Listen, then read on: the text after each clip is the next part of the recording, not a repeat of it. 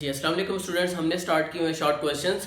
जो कोड मेरे पास DE math 233 है, उसका चैप्टर नंबर 8 है इंटीग्रेशन का, और DE मैथ कोड 212 जो है उसका चैप्टर नंबर 6 है। क्योंकि ये दोनों चैप्टर्स या दोनों जो कोर्सेज यहाँ पे हैं DE मैथ 233 और DE मैथ 212, उसके ये चैप्टर चेंज है लेकिन दोनों सेम इसके पार्ट्स हैं, सेम ही क्वेश्चंस हैं। तो इसके हमने फर्स्ट गालिबन 8 पार्ट्स हमने कंप्लीट कर लिए हैं। अब मेरे पास 9 पार्ट है, वो हमें कहते हैं फाइंड इंटीग्रेशन साइन की पावर साइन 9x और cos x और dx।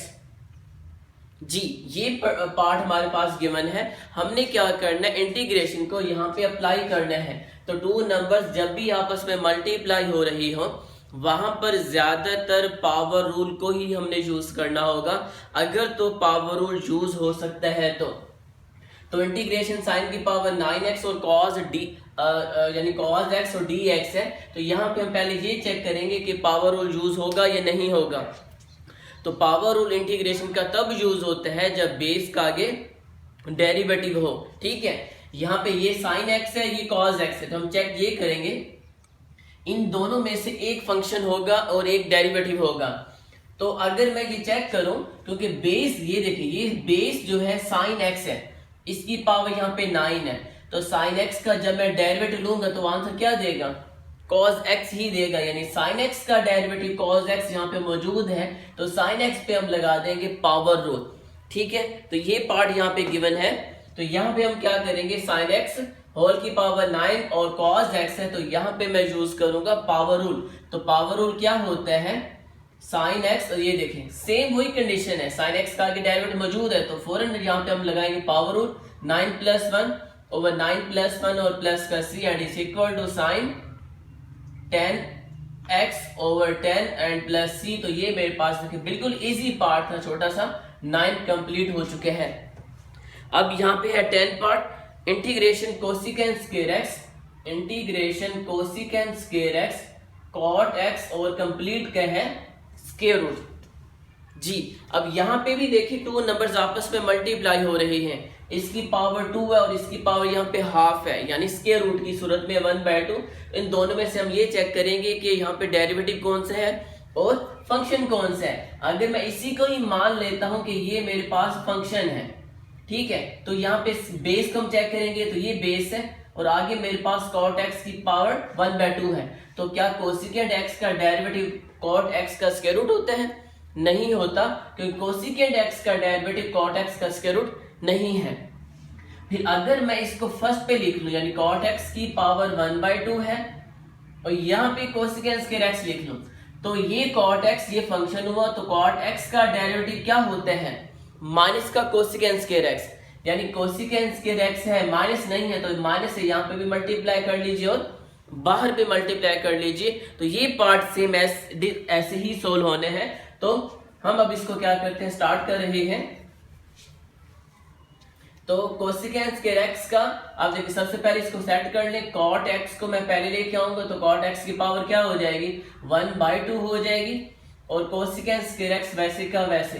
अब ये फंक्शन ये डेरिवेटिव है, अभी मैंने आपको समझाया कि cot x का डेरिवेटिव कोसिकेंट स्क्वायर x होता है लेकिन माइनस में होता है, तो माइनस से इधर भी मल्टीप्लाई कर ले और माइनस से इधर भी मल्टीप्लाई कर ले आप। अब देखिए cot x का derivative minus cosecant square x होता है, तो इस इंटीग्रेशन cot x पे हम क्या लगा लेंगे, पावर रूल लगा लेंगे, यानी cot x 1/2 + 1 ओवर 1/2 + 1 और प्लस का c। तो negative cot x minus sorry यहाँ पे 1/2 है तो 1/2 + 1 जब ओपन करेंगे तो ये आंसर क्या देगा 3/2, ये 3/2 और plus c। Now is equal to, हम इसको 3/2 को जब अप लेके जाएंगे तो ये 2/3 हो जाएगा और cot x की पावर क्या आ जाएगी 3/2 + c। तो इस तरह मेरे पास 9 पार्ट भी और 10 पार्ट भी कंप्लीट हो चुके हैं। स्टूडेंट मेरे पास कंडीशन नंबर 11 है, 11 चेंज है। Find the value of integration x e की पावर x और dx। जी ये कंडीशन मेरे पास गिवन है। अभी मैंने क्या बोला था 9 पार्ट में और 10 पार्ट में कि जब टू नंबर्स आपस में मल्टीप्लाई हो रहे हो तो वहां पे हमने ज्यादातर पावर रूल आपने यूज करना है, देखना है कि फंक्शन कौन सा है और डेरिवेटिव कौन सा है। यहाँ पे भी मल्टीप्लाई होते हैं, मल्टीप्लाई हो रही है, तो क्या हम यहाँ पे चेक करते हैं कि यहाँ पे पावर रूल यूज होगा या नहीं होगा। अगर इसको मैं फंक्शन सपोज करूं ये डेरिवेटिव हो तो x का डेरिवेटिव तो e की पावर x होता ही नहीं है, x का डेरिवेटिव 1 होता है, तो जो यहाँ पे है लेकिन e की पावर x कहाँ जाएगा फिर। अब अगर मैं इसको फंक्शन सपोज करूं और इसको डेरिवेटिव सपोज करूं तो e की पावर x का डेरिवेटिव क्या x होता है, नहीं, e की पावर x का डेरिवेटिव e की पावर x होता है। तो यहाँ पे हमने ये सीखा कि यहाँ पे अब कोई भी पावर रूल यूज नहीं हो सकता क्योंकि फंक्शन का आगे डेरिवेटिव मौजूद नहीं है, लेकिन फिर भी ये मल्टीप्लाई हो रहे हैं। तो यहाँ पे हम कोई और मेथड सोचेंगे कि यहाँ पे कौन सा रूल यूज होगा। तो अब यहाँ पे चैप्टर नंबर 6 या चैप्टर नंबर 8 में जो रूल यहाँ पे यूज हो रहा है वो यूज मल्टीप्लाई का क्या होगा। ये हम सपोज कर लेते हैं फर्स्ट फंक्शन, ये हम सपोज कर लेते हैं सेकंड फंक्शन, सेम मेथड जो यहाँ पे है। तो जो फर्स्ट फंक्शन होगा यानी इस पे मैं फॉर्मूला यूज कर रहा हूँ, जब भी टू नंबर्स आपस में मल्टीप्लाई हो रही हो इंटीग्रेशन में, अगर उस पे कोई रूल यूज नहीं हो रहा, ना पावर रूल ना कोई फार्मूला है, तो तब हम उस पे मल्टीप्लाई का ये रूल यूज करेंगे चैप्टर नंबर 6 में और चैप्टर नंबर 8 में जो यूज हो रहा है, पहले ये यूज नहीं होता था। ठीक है, तो हम क्या करेंगे, ये जो फर्स्ट फंक्शन है इसको हम बाहर ले लेंगे, सेकंड जो फंक्शन है उसका ले लीजिएगा इंटीग्रेशन और ये dx आ जाएगा। नेगेटिव फार्मूले का डबल इंटीग्रेशन यानी इंटीग्रेशन, फिर इंटीग्रेशन उसी फंक्शन का लेंगे जिसका हमने पहले लिया था और लास्ट पे हम डेरिवेटिव लेंगे उस फंक्शन का जिसको हमने सबसे पहले बाहर लिया था यानी योग को। ये मेरे पास रूल है प्रोडक्ट का। जब कोई रूल यहाँ पे कंडीशन पे यूज ना हो रहा हो तो वहां पे हम यूज करते हैं प्रोडक्ट रूल इंटीग्रेशन का। ये मैं दोबारा एक्सप्लेन कर देता हूं। अगर टू नंबर्स मल्टीप्लाई जैसे यहाँ पे हो रही है, मैंने इसका इंटीग्रेशन लेना है, तो मैं इसको सपोज करूंगा ये फर्स्ट फंक्शन है, इसको मैं सपोज करूंगा ये सेकंड फंक्शन है। तो फर्स्ट फंक्शन को आपने बाहर लेना है बिल्कुल, जो सेकंड फंक्शन का होगा उसका आपने लेना है इंटीग्रेशन, फिर माइनस फार्मूले का, फिर इंटीग्रेशन। ठीक है, फिर इंटीग्रेशन उसी फंक्शन का लेंगे जिसका हमने पहले लिया हुआ था, यानी हमने इंटीग्रेशन को बाहर लिखना है और v का इंटीग्रेशन आपने दोबारा लेना है, यानी यहाँ पे डबल इंटीग्रेशन आ जाएगा।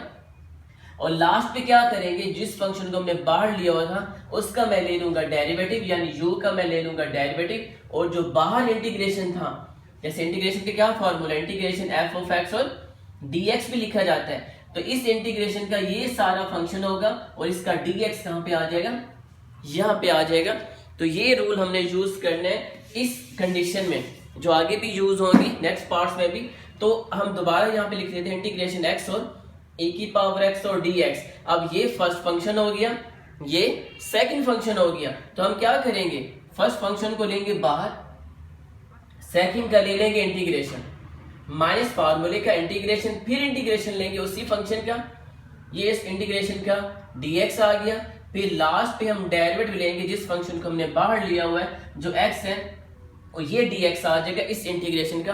तो ये देखें सेम वही कंडीशन मैंने यहाँ पे यूज की है। अब फॉर्मूले को ओपन करेंगे, आगे बिल्कुल इजी है, x वैसे का वैसे, e की पावर x का इंटीग्रेशन e की पावर x ही होगा, ये मैं पहले भी आपको बता चुका हूँ। ये देखिए नेगेटिव, देन इंटीग्रेशन, अब इस इंटीग्रेशन का ex क्या होगा, ex ही होगा, यानी ex का इंटीग्रेशन ex ही होता है। ये dx यहाँ से खत्म हो गया, d ओवर dx, x का डेरिवेटिव हुआ 1 और ये लास्ट पे dx वैसे का वैसे। यहां से हम इसको रेस कर लेते हैं। ठीक है, अब हम इसको नेक्स्ट सॉल्व करके आंसर लाना चाहेंगे। x e की पावर x वैसे का वैसे रहा और नेगेटिव e की पावर x मल्टीप्लाई 1 क्या होगा, e की पावर x होगा, और ये dx वैसे का वैसे। नाउ x e की पावर x नेगेटिव, अब इंटीग्रेशन देखिए इसी फंक्शन का डबल इंटीग्रेशन हमने लेना था, तो अब इंटीग्रेशन लेंगे e की पावर x का, जो e की पावर x का इंटीग्रेशन e की पावर x ही होता है प्लस c। तो इस तरह ये देखें बिल्कुल इजी पार्ट था 11 ये कंप्लीट हो चुके हैं। अब मेरे पास 12 पार्ट है, इसको हम करने की कोशिश करते हैं। Find the value of integration tan inverse x और dx। ये मेरे पास कंडीशन गिवन है, यहाँ पे सिर्फ और सिर्फ एक ही फंक्शन है, ये देखें tan इनवर्स फंक्शन है, तो tan इनवर्स x का डेरिवेटिव मौजूद है लेकिन tan इनवर्स x का इंटीग्रेशन मौजूद नहीं होता। तो हम यहाँ पे क्या करेंगे, कोई ना कोई रूल यूज करेंगे। तो पावर रूल भी यूज नहीं हो सकता क्योंकि अगर ये tan है तो tan x का आगे डेरिवेटिव सीक्वेंस कर x नहीं है, इसका मतलब है ना ही पावर रूल यूज हो सकता है ना कोई और फॉर्मूला मेरे पास है। तो इस कंडीशन में भी हमने यही रूल यूज करना जो मैंने आपको यहाँ पे समझाया है, लेकिन उसके लिए मेरे पास 2 फंक्शन का होना जरूरी है, जो मेरे पास यहाँ पे 1 फंक्शन है। तो इस सूरत में हम क्या करेंगे स्टूडेंट, एक यहाँ पे मल्टी यानी tan इनवर्स x वैसे का वैसे, और यहाँ पे हम मल्टीप्लाई कर लेंगे सेकंड फंक्शन 1 को, क्योंकि जब मैं tan इनवर्स x को 1 से मल्टीप्लाई करूंगा तो दोबारा आंसर वही tan इनवर्स x आता है। यहाँ पे ये दोनों कंडीशन चेंज होंगी चैप्टर 6 या चैप्टर 8 में। हमने यहाँ पे यूज करना होगा product rule 11 and up to so on जो पार्ट्स आ रहे हैं। तो प्रोडक्ट रूल के लिए मेरे पास, आपको भी पता है प्रोडक्ट के लिए 2 नंबर्स का होना जरूरी है।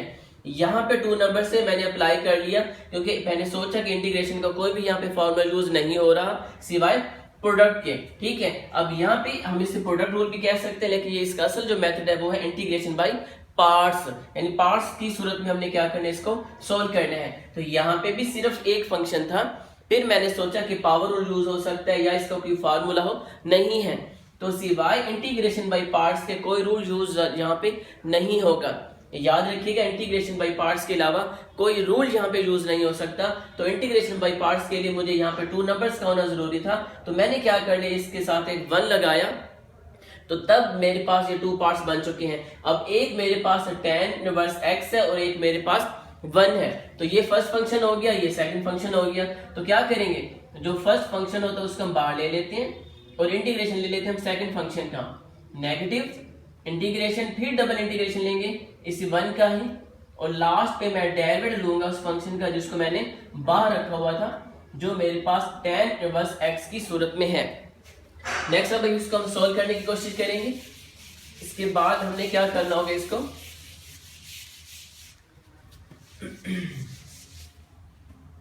तो tan इनवर्स x वैसे का वैसे रहा, यहाँ पर tan इनवर्स x, और 1 का इंटीग्रेशन क्या होता है, x होता है, नेगेटिव इंटीग्रेशन ये आ गया। अब दोबारा इंटीग्रेशन लेंगे 1 का, तो 1 का इंटीग्रेशन x होगा, और d over dx tan inverse x का डेरिवेटिव हमने क्या सीखा हुआ है, कहीं पे भी d over dx tan inverse x आ जाए तो उसका आंसर होता है 1 ओवर 1 प्लस x का स्क्वायर, और ये dx लास्ट वाला वैसे का वैसे।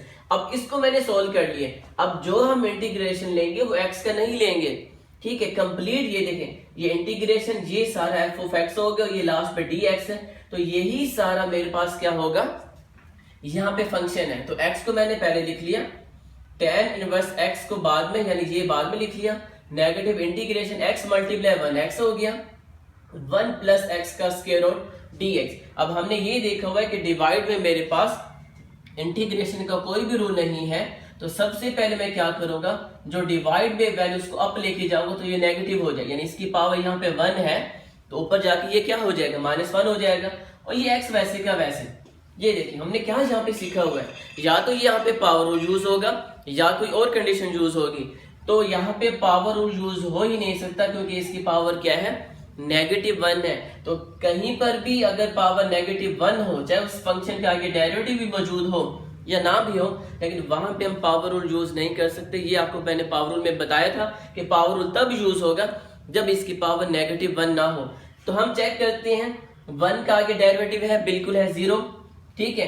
एक्स के का डेरिवेटिव क्या होगा, 2x होगा, x है 2 नहीं है। तो अगर मैं इसको 2 से मल्टीप्लाई और डिवाइड कर लूं, ये देखिए मैंने इसको 2 से डिवाइड कर लिया, 1 प्लस एक्स का स्क्वायर वैसे का वैसे, -1 भी वैसे का वैसे, और इसको यहाँ पे 2 से मल्टीप्लाई कर लिया। मैंने x को 2 से मल्टीप्लाई भी कर लिया और यहाँ पे डिवाइड भी कर लिया।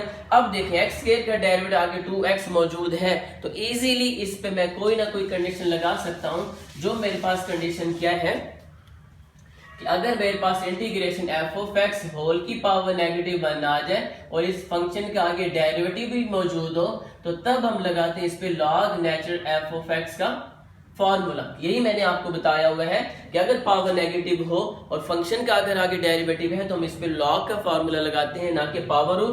तो ये देखें, फंक्शन का आगे डेरिवेटिव है, इस पूरी कंडीशन पे हमने लगाना है log का फॉर्मूला, तो ये हो जाएगा रफ। तो x tan इनवर्स x वैसे का वैसे नेगेटिव।